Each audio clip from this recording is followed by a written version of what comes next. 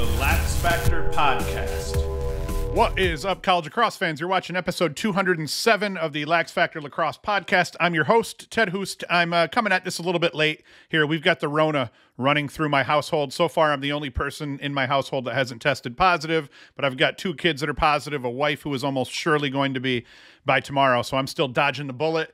So I wanted to get this show out today, though, even though I was a day late, just so I could kind of put on record what my picks are for this week. And I'll even run through and do a stupid my bracket, but I'm not going to commit myself to what I end up saying for this bracket, because I do want to pick the games week by week, obviously, as we go through the tournament. So without further ado, as always, be sure to like, subscribe if you're watching on YouTube. If you're listening, go to YouTube and subscribe. We're like just about 20 subscribers away from getting to 10,000 subscribers. So if you can get to YouTube for us, subscribe, that'd be dope. Otherwise, you can go to LaxFactor.com, support us that way. We have swag, t-shirts, and all that crap. Let's see here. Boom. There's a t-shirt you can get. There's some shorts and stuff you can get.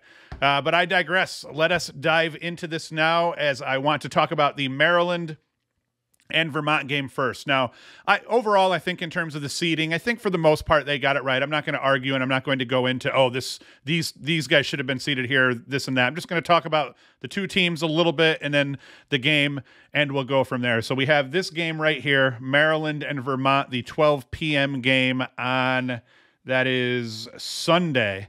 So if we kind of hop in here and we'll look this, I think they got this one right. No one but Maryland should have been the number 1. You know, that's just the way it was. This is going to mark the 2nd year in a row that Vermont is going to face Maryland in the first round of the NCAA tournament. If we come here and we'll look at this from Vermont's perspective for 2021, you see here they lost 17-11. I felt like it was a pretty solid showing. The bulk of these guys are all back here. I think Lewandowski's the only one that's not. So, I mean, you got McConvey back, Klosterman back. I believe McCormick is still there too. Let's see. Lamoga. Yep, McCormick's still here. So, I mean, you see it's the usual suspect. These guys are familiar with Maryland. They played Maryland tough already. So I think that that's a big deal, and I think that's going to go a long way for them. The only problem I think that ends up coming into play here is Maryland is really good. I made the argument that this wasn't the same team, Vermont team, as last year, and that I was wrong. I mean, what I was saying when I said that really was that they started really rough in their out-of-conference schedule before then just rattling. Oh, I'm in the wrong season here. They started really off in their non-conference schedule here compared to what you saw last year, because it ended up being that they beefed it up. I paid attention, but I wasn't paying as close attention, so I just wanted to point that out. I talked to someone on Twitter back and forth about it, and I admitted wrong. As I looked at their schedule, I was like, well, I could see that. I mean, they lost to Duke. Utah's a solid team. They would have liked that one back. I bet you they'd be able to beat Utah now. They lose to Brown. No harm there. Now, the Dartmouth loss was a bad one. I wouldn't be happy with this Providence loss. UMass, solid team. But then you see once they got their shit together, they have just won a boatload of games. Now, the America East is down. Binghamton was good. Stony Brook was decent.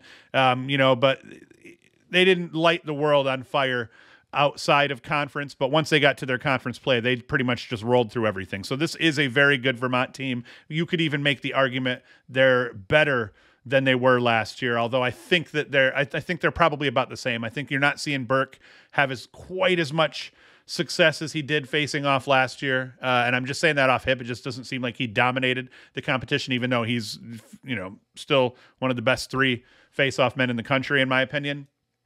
But I think overall, this Vermont team is in line with what they were last year. You can make the argument they're a little bit better even than they were last year. With this Maryland team, on the other hand, Jared Bernhardt not there anymore, but this Maryland team is brutal. Offensively, I haven't seen a team play this efficiently offensively. You look at what these guys do from a shooting percentage standpoint. Wisnowskis 48%, Keegan Kahn 52, Donville 42, Maliver 42. DeMayo is like the trash shooter on the team with a 31% shooting percentage. I mean, that's better than some teams' best shooters.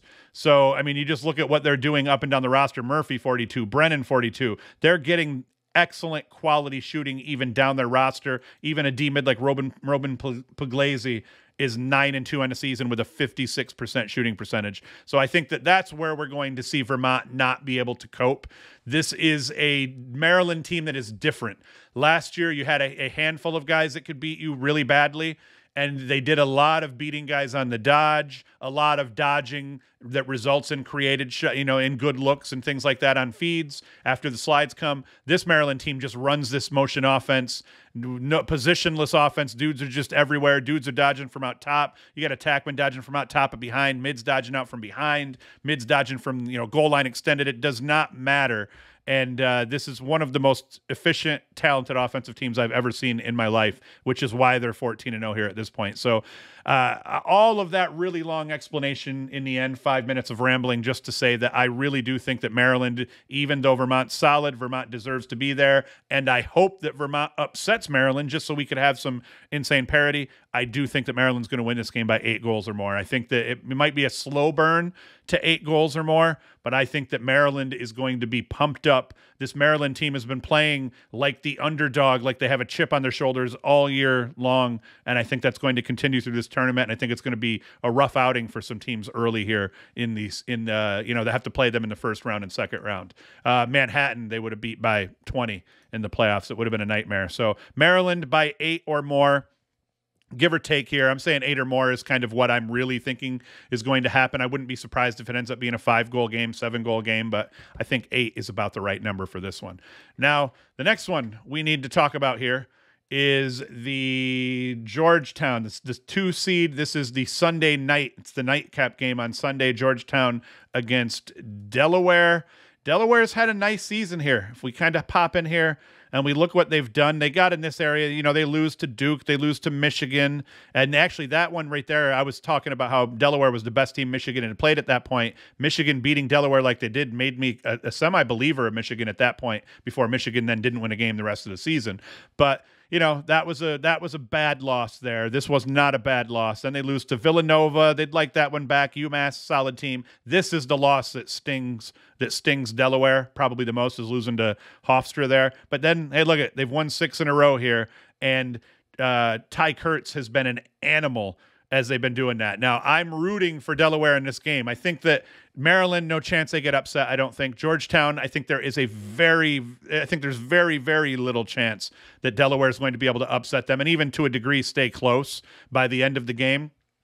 But I do love rooting for Kurtz, Ward, and Robinson on the offense. They are a fun crew to watch, but I think, like, in terms of their kryptonite, Delaware attacks kryptonite. Georgetown with Bowen Smith, Mazzone, McElroy and company. I mean, Georgetown's defense, if anyone's going to be able to hold Delaware down, you look at J.P. Ward here, 69 points, Mike Robinson, 64 points, Ty Kurtz, 61 points, and Kurtz has been on an absolute tear here, as we talked about, here to end the season out. We look at it 4-2, 3-2, 6 goals, 3-1 against Robert Morris. So Kurtz, very good player, but that Delaware is a very formidable offensive team here. And let's see what they've got from the goalie situation. Yeah, not what Georgetown has. You look at McElroy versus Kilkeary, and not the same thing here. Kilkeary's still 52%. That's respectable. He'd need to be hot, but McElroy just goes out and plays solid all the time. And then at the faceoff dot, James Riley. I'm a big fan of Riley's because he puts up some points, and he wins 60% of his draws. And you see Delaware has not been great at the faceoff dot all season, and they've just had a revolving door of dudes they've been trying all season long. What I like about James Riley, though, is you're going to see him down here 5-5 on the season in terms of points while winning 60% of his faceoffs. So I love that. But Graham Bundy Jr., Dylan Watson, Alex Trippy, TJ Haley, Connor Morin, Declan McDermott, Dylan Hess, all these guys can score all the way up and down the roster here. They're getting help from Trippy and Morin in terms of transfers, and rumor has it Tucker Dordovic is going to end up at Georgetown. And actually, Georgetown was the one I assumed. I figured Dordovic probably wouldn't go to an ACC team, which really left Maryland, Rutgers, and Georgetown as the contenders if he wants to go to a good grad school and then win. And Georgetown made the most sense to me because they're losing a lot of talent, and he could kind of step in and play. But anyway, I like Georgetown in this one. In the end, I think Delaware, I think they're going to score goals. I think they'll score goals in spurts. I think this may be like the Maryland game where maybe Georgetown gets hot. Maybe even Delaware comes out hot, but Georgetown in the end is going to slow burn this, I think, to a 7+ margin by the end of this game. I think they'll take it, and I wouldn't be surprised if it was 10+. But I'm going with 7 goals or so, but really 7 and up. Next one. We're going to talk about Penn and Richmond. Where the heck are they here? Actually, let me get a sip of my beer here. Juice Bomb IPA. It was really my only selection at the moment. Penn and Richmond down here. The 3-seed Penn taking on Richmond. Now, these teams are very similar here. I actually dig them both. Now, I think Penn's certainly the favorite in this one, but this is my first kind of upset alert level game that I'm putting out here as we go through the seeds 1 through 8. Both teams played Duke and Georgetown. Richmond lost to them both. Penn lost to Georgetown, but they beat Duke. They probably have other like opponents. I don't care. I think Penn is legitimately the favorite. But Richmond has been playing much better lacrosse. The Spiders have won 5 straight games en route to this showdown with Penn. That includes wins over High Point and Jacksonville in the SoCon tournament. Or they beat Jacksonville in the SoCon finals is what they did. And if we kind of take a look here, and we look, they had a rough go, but I mean, their losses to Carolina, to Duke, to Georgetown, and to Jacksonville. And then they handled their business through the rest of the season with a revenge win over Jacksonville, and they beat High Point twice in that stretch here. Now, if we look at Penn's, similar losses early in the season. They lose to Georgetown, Princeton, Yale, Brown. No shame in those 4 losses. And then likewise, they've now won a bunch straight with wins over, Harvard, St. Joe's, another tournament team, Brown, Yale. So Penn, they're looking solid as well. In the end, and I think offensively, these teams match up and look very similar. Like if you kind of look at the point totals, now we've got higher point totals on the Richmond side than the Penn side, but they've played a few more games. But then you see we have 2 guys above 60 here, only 1 guy above 60 on this side. It evens out. Richmond, I think, definitely a little bit more formidable in terms of scoring, but they've played a much weaker schedule with Penn having to play the Ivy and all that crap, even though they score a boatload. Sam Hanley's been really hot lately as well. He has looked solid. You kind of see here, point totals pretty good here through the beginning of the season. 11-point game against Princeton. And then he, hit a lull here towards the end of the season against St. Joe's, 2 points, the UAlbany 3 points, but then Brown and Yale 3-4 against Brown, 3-2 against Yale. So Hanley's ready to go for sure, and Hanley's going to be the best player in the field, I would presume, in this game. But in the end, let's see here. I think it'll be close. I'm trying to look at my notes again. I think it'll be close at times, but Penn will eventually win by 3 to 5 goals. That's what I'm putting in my notes. I do like Penn to win. I think it's going to be close. I think it might even go back and forth a little bit, but I do think Penn will eventually win by a 3-goal to 5-goal spread. I needed to range that. While Richmond's been excellent lately, I just think Penn's been a little bit better, a little bit more battle-tested with that Ivy League schedule, and then a really solid out-of-conference schedule where Richmond's been playing slightly softer teams down the stretch than Penn has. So that's what I'm going with on that one. Next one, St. Joseph's and Yale. If we look at it here, that's the 5 o'clock game tomorrow on Saturday. And, this is another game where I think the Ivy has the definite advantage. I think that they've been playing better lacrosse, but obviously St. Joe's isn't a slouch, sitting at 14-3. They've won 10 of their last 11 games. Their last loss was a 13-12 heartbreaker to Penn.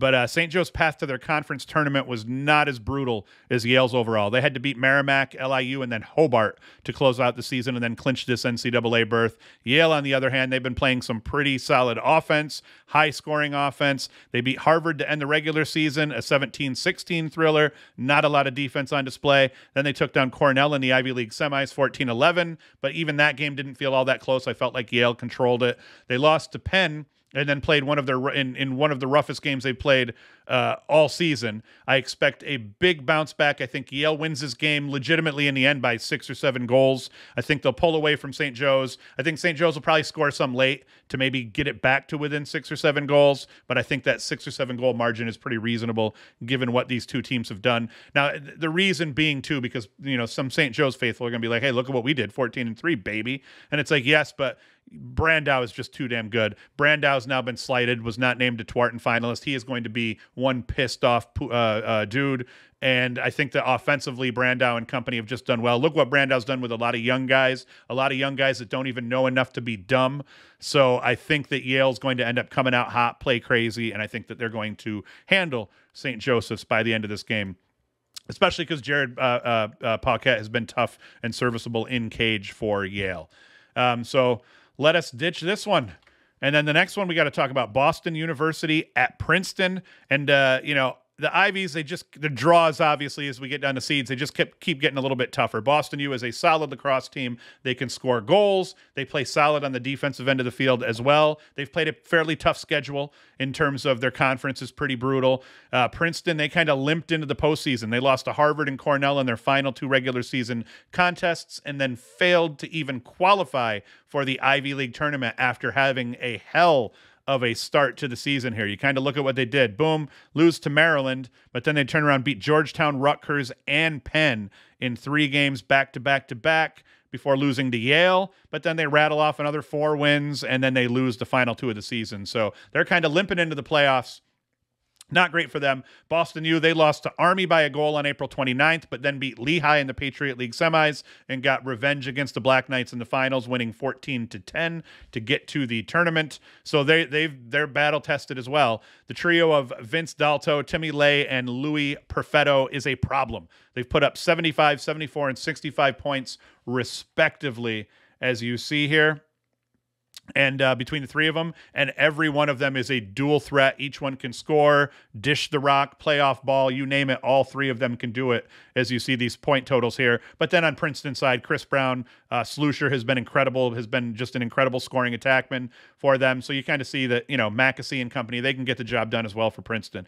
I think the key here is Princeton's already beaten the Terriers once. So, that happens in that game. Eric Peters went for 14 saves against 7 goals against, a 67% stop rate. I think Princeton won that game. It was 12-7. Peters been at or below 40% between the pipes in their last 2 outings. If he has another off day and finishes below 40%, this is going to be a dogfight. I think Princeton could still win it, but it'll be a dogfight.